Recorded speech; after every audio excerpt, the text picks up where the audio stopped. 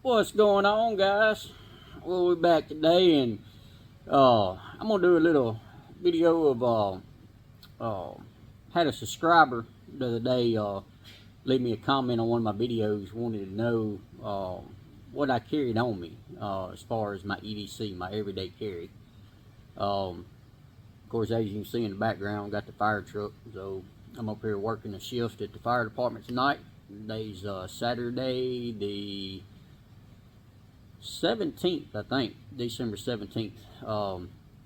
Doing this tonight. Delivered that camper down to Columbus this morning, but got to work at the jail tomorrow, so you got a busy weekend. But anyway,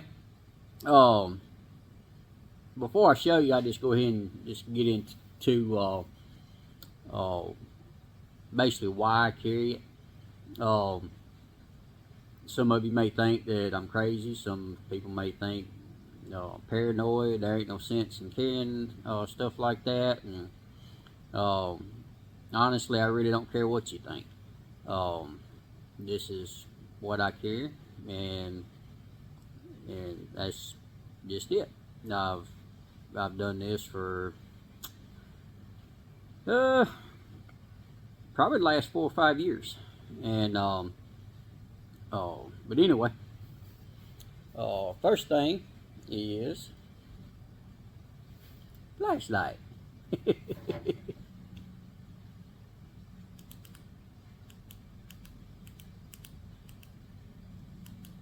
But takes little AAA batteries, and so I keep that on. I always keep a flashlight on me. You never know when you're gonna be in the dark. So let's see here. I got a little pouch. Oh well, I don't know. It's a little leather pouch I ordered off Amazon. Has 3 little compartments in it. One of them I keep that pen, or that flashlight. The other is, I don't know if y'all can see that, but handcuff key. Reason I carry that is because one, I keep a pair of handcuffs in the Tahoe. Like I said, I'm a reserve deputy. I'm a corrections officer at the jail. Search and rescue, my canine search and rescue. So never know. I mean, you just don't know. May have to use it one day. I don't know. Maybe not. And then magazine. So this one right here holds 17 rounds, and so I keep that in there. And the reason I carry that is because I have a Glock 26. So yep.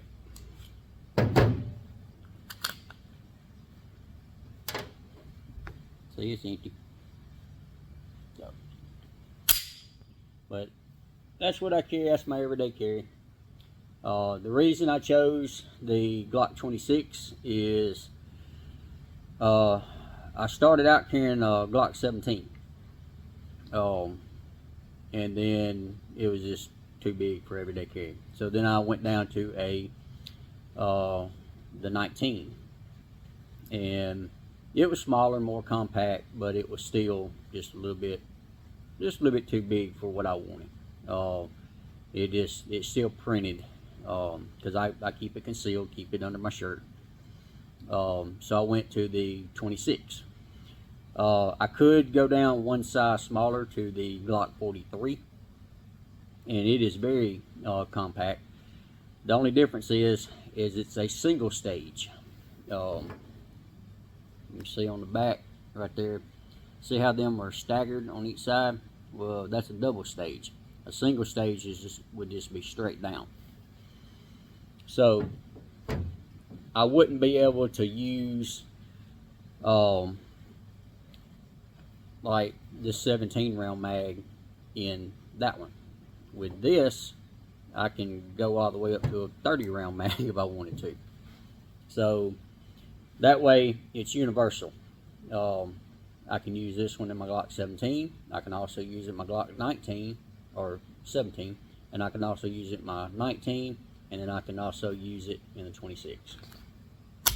It's going to hang out more, but it still works. But anyway, and guys, I can't stress this enough.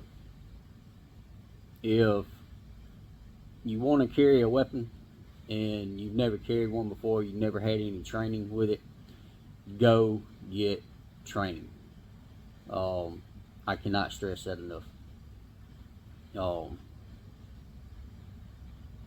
I can't stress it enough. Get you training. If you want to go ahead and get it, keep it at home. But honestly, I wouldn't carry it until you got training. Go find you a class and take that training. I had all the training in the world when I was in the Marine Corps.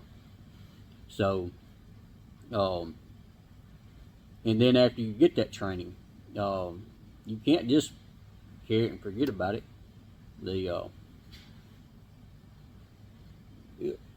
Got a drip coming from the ceiling. But anyway, once you go get training, you got to practice and practice and practice and practice. Practice makes perfect, guys. So you can't just go through that 1-2 day course or whatever like that and then think you're an expert. You're not. I'm no expert, and I've got thousands of hours of training and practice. So in years, but whenever a good way to practice, if you want to practice on drawing out of your duty holster, then first and foremost, make sure it's unloaded. That is the number one thing. Make sure it is unloaded, and then you can sit there and then you can draw and practice and get in front of a mirror and do all that. Again, make sure it's unloaded. So some of the rules we had in the Marine Corps: treat every weapon as if it was loaded. Never point your weapon at anything you do not intend to shoot. So anyway, put that in there. Never point it at nobody. Whenever you're unloading, and I'll show you again. See? Keep your finger straight and off the trigger. Never put your finger on the trigger. Keep it straight and off the trigger. So, if ever somebody over there, I wouldn't be pointing it over there. So never point your weapon at anybody or anything. So, take a clip out. And say if somebody, normally you don't do this, but say a bunch of you was around and stuff like that, and y'all was showing you your weapons, your toys, stuff like that. Never ever hand them a loaded weapon. Ever. Never, ever, ever. Unload it. It's unloaded. Check it. Make sure it's unloaded. And then hand it to them. Just like this. Don't point it. You want to take it like that and hand it to them, and do that. And then whenever they give it back, let them give it back just like this. Make sure they clear it. And then if for some reason they do hand it back like this, excuse me, you double check it again. Make sure it's unloaded. Always make sure it's unloaded until you get ready to put it up where it belongs. So, well, it came out. So, And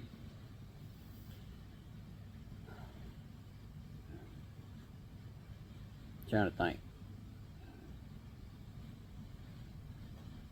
Yeah, if me, I keep mine right beside my bed. My son, he's 19 years old.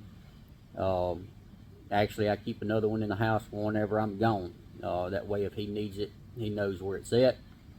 And then, so if somebody was to try to break in or something like that.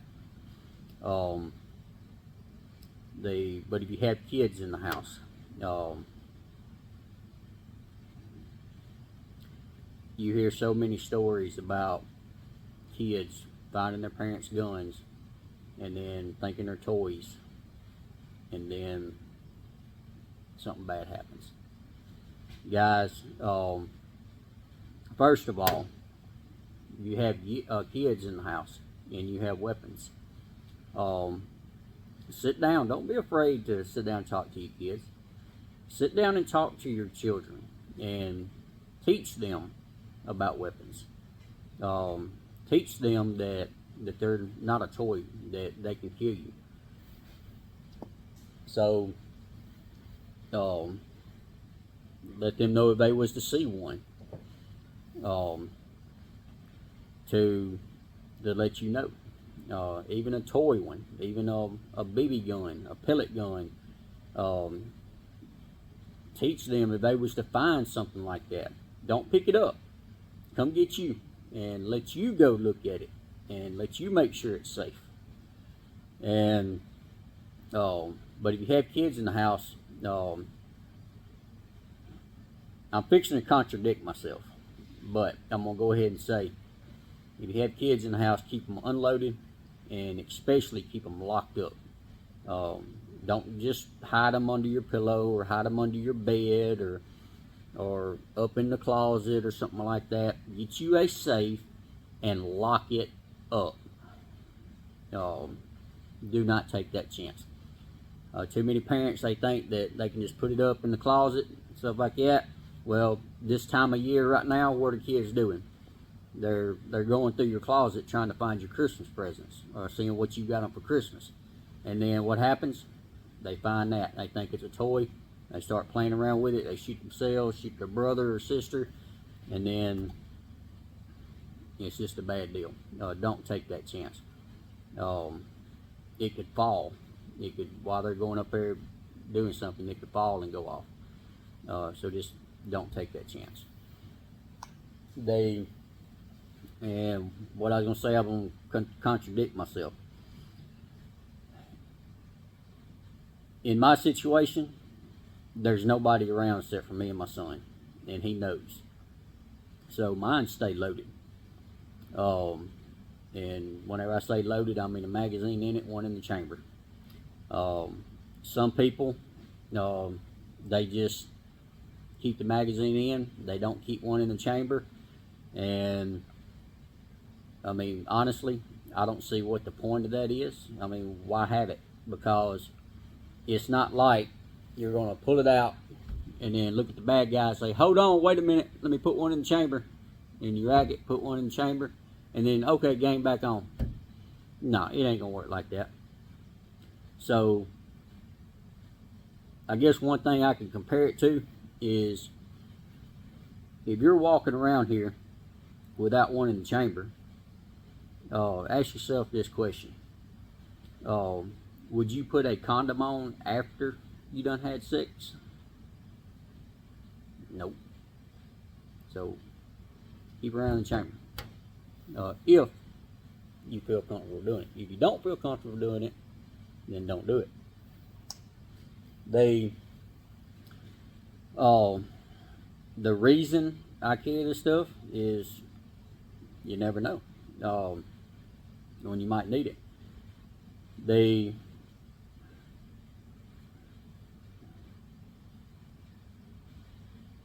way I look at it is, I would rather have it and never use it, and I hope and pray to God that I never do have to use it. But I would rather have it and never use it than need it and not have it. So that's the thing. August 8th, 2006, I was down in Grenada, Mississippi. I was driving a truck. I was down at Ben's Wagon and Mirror, if any of y'all know where that is. Little kid, 17 years old, came up, tried to rob me, and I was outside tarping load. I pulled a flatbed, hauled these big old sheets of raw glass, and it's dark outside, wasn't no lights, nothing like that, and I wouldn't let him have my money. I work hard for my money. I'll be damned, I'm gonna let somebody take it from me. And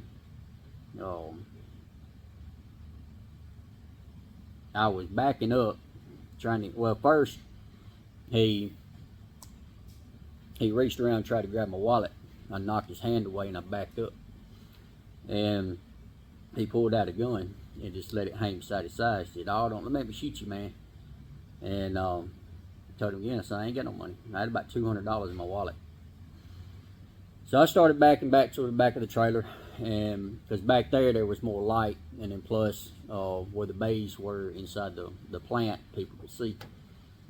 So I got back there, and my mom, she was actually in the truck, and he had done been up in the truck with her, and I didn't know it.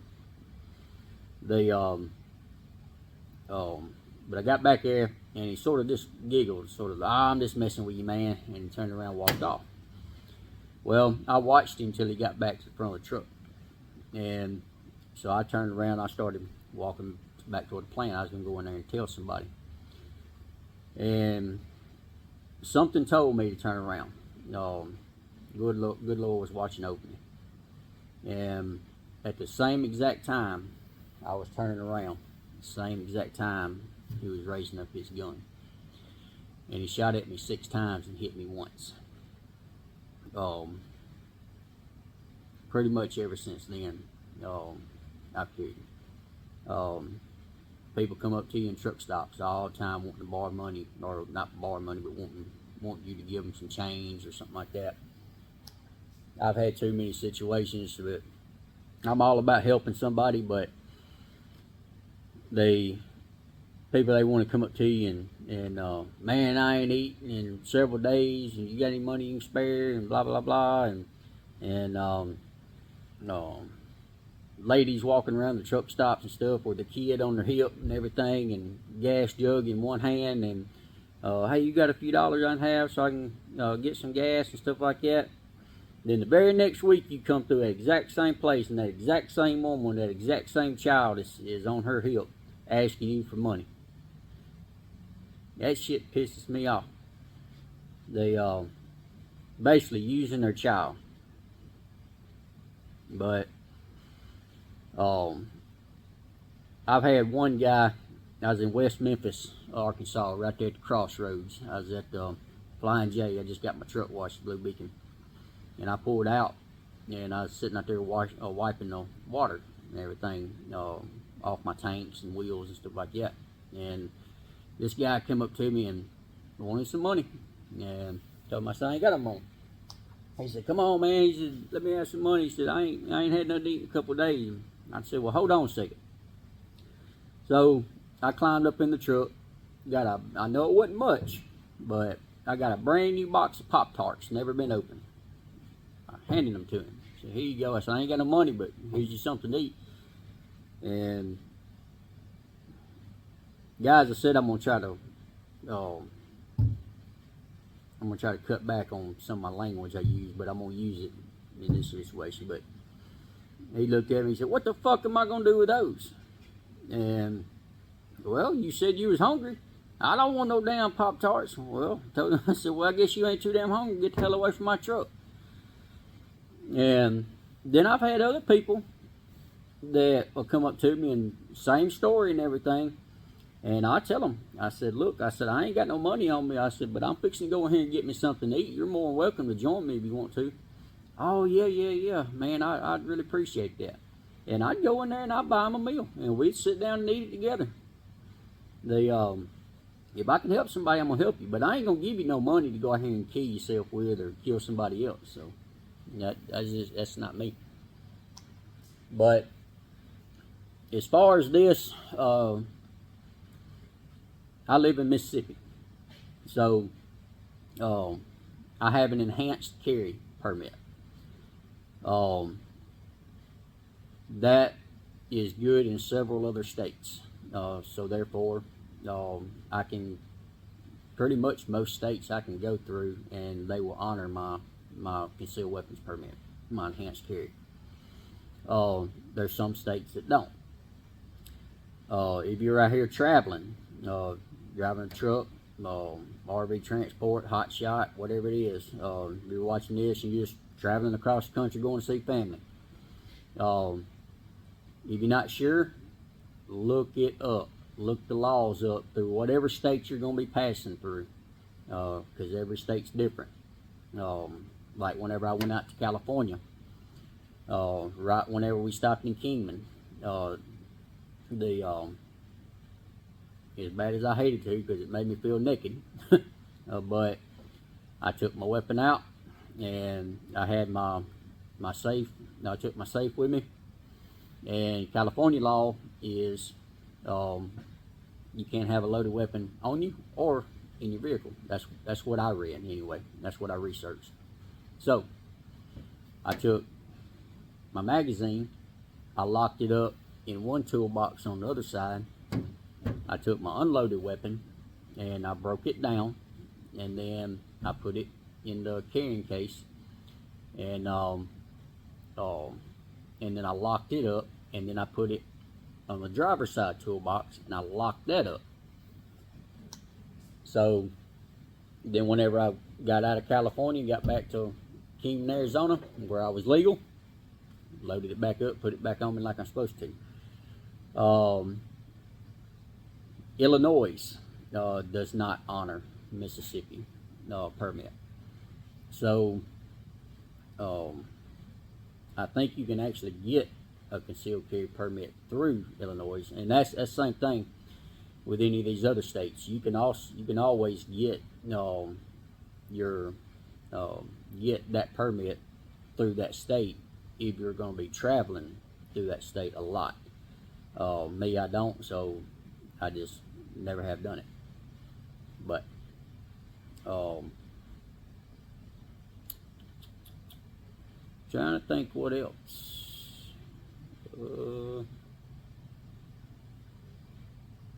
Guess that's pretty much it. Other than that, I mean, carry a knife on me. So got this from the fire department. It's got a seatbelt cutter. I don't know if y'all can see that. Seatbelt cutter on it. It's got a window punch on the end. Like I said, got this from the fire department. Carry that on me.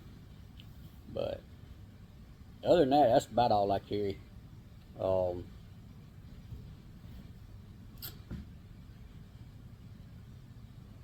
Yeah, guess that's about it. But anyway, y'all leave. Y'all want to know anything else? Leave me a comment down in the comment section and everything. And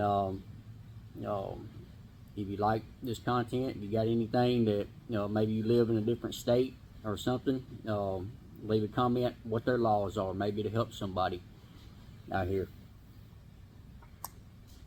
So if you just want to leave a comment, trash talking, call me paranoid, you can, excuse my language, you can keep that shit to yourself. Because I really don't care. Like I said, it's what I carry, and I've given you the reason why I carry it, and I'm gonna keep carrying it. That's all it is to it. So with that being said, y'all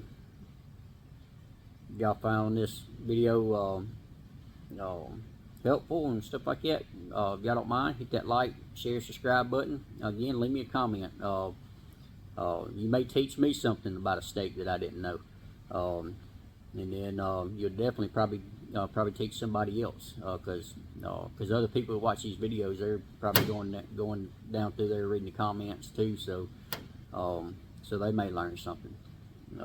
So you help everybody out. But we're gonna get off here, and Like I said again, if you're wanting to carry one, get training. Definitely get training. Do not put that off. And then practice, practice, practice. So, but again, we're going to get off here. As always, y'all be safe out there. Semper Fi.